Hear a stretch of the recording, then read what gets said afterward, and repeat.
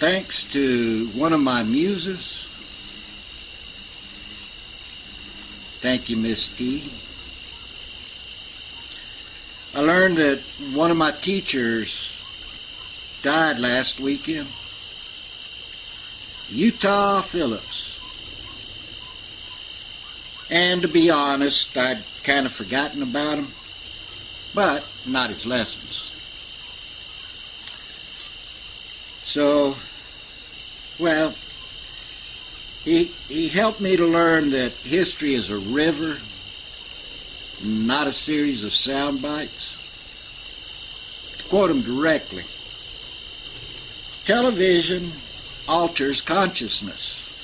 If it didn't, they wouldn't use it. I addressed that alteration in a previous video. So this rant is in honor of him, Chomsky, and Zen, the three major influences on my life around the time of my coming of age, as the saying goes. And yeah, I know the other two are still alive, but don't you want to know what your eulogy's going to say?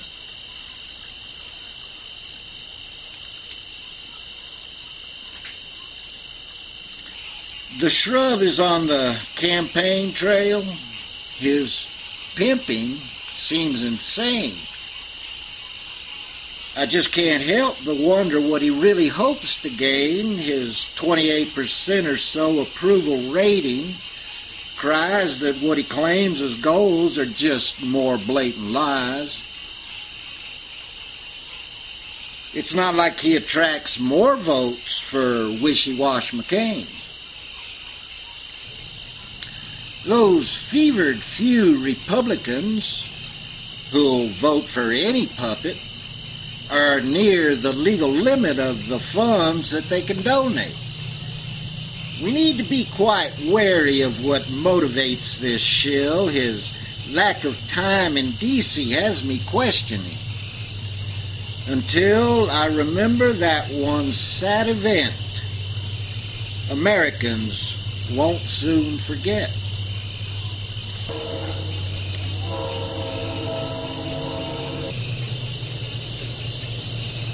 Unless we're talking about sports or an entertaining fact, my fellow citizens' retention seems to have a total lack of the ability to keep in mind events of late last year, much less those things and happenings occurring far away from here that few have even heard of.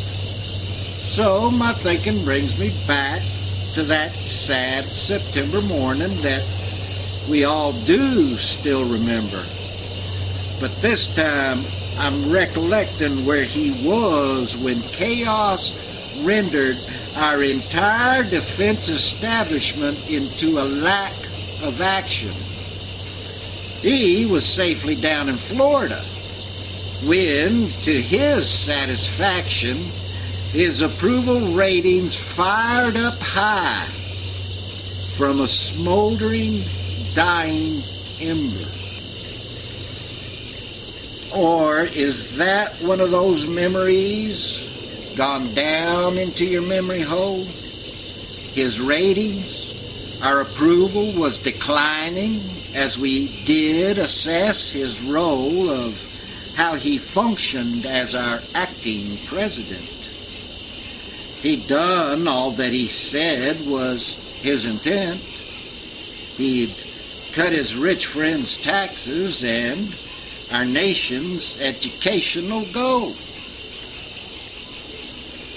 So now I watch with deep suspicion every time he leaves D.C., afraid events will once again put power in the hands of the VP.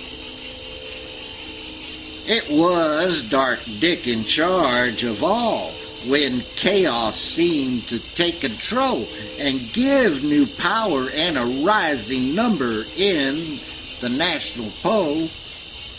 Of course, they never pose those questions to people who, like me, would hold our government accountable for their utter failure to defend our nation, to allow this incompetent moron to remain in his obviously figurehead station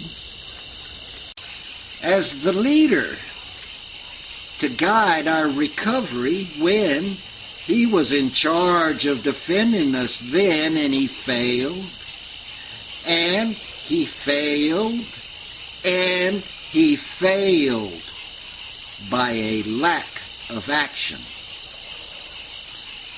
Well, once again, his approval rate low. He seems to be constantly on the go, doing insane things that don't make sense and leave me feeling increasingly tense. It almost has me praying. I know.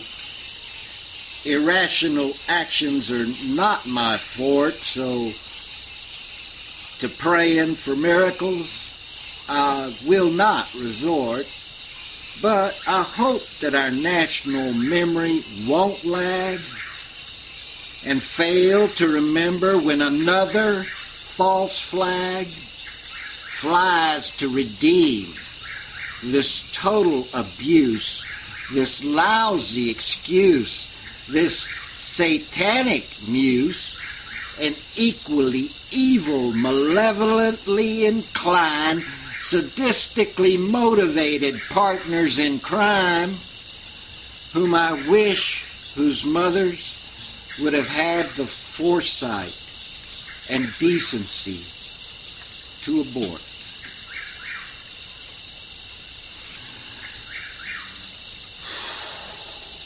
But now, the end of the Circle 5.